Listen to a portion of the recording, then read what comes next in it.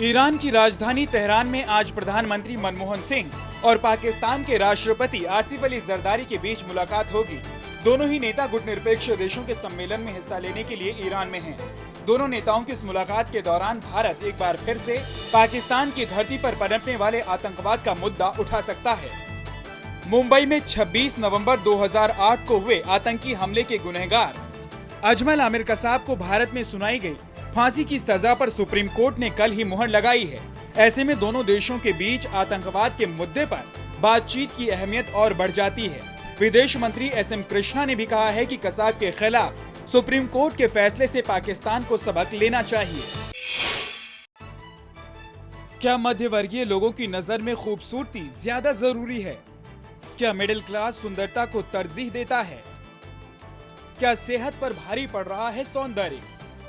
इन सवालों पर देश के लोगों की राय भले ही अलग अलग हो, लेकिन कम से कम गुजरात के मुख्यमंत्री नरेंद्र मोदी तो ऐसा ही कह रहे हैं।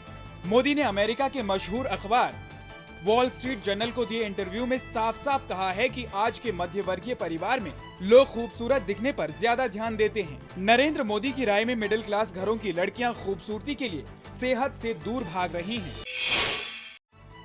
दिल्ली के सत्यम और लिबर्टी सिनेमा ब्लास्ट केस में आज है फैसले का दिन।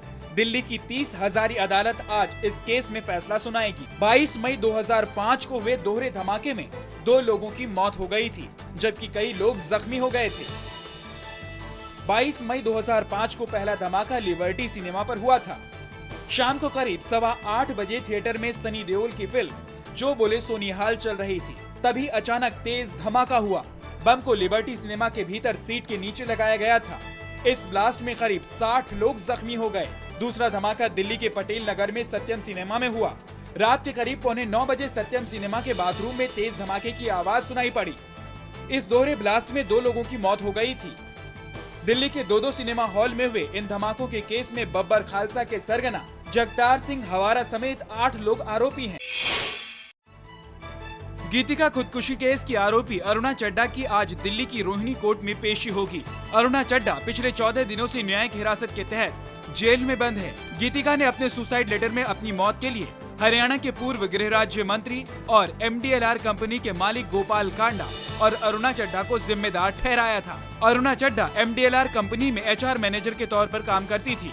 गीतिका को आत्महत्या के लिए उकसाने के आरोप में दिल्ली पुलिस ने अरुणा को गिरफ्तार किया था। गीतिका केस का मुख्य आरोपी गोपाल कांडा भी 11 सितंबर तक न्याय की हिरासत के तहत जेल में बंद है।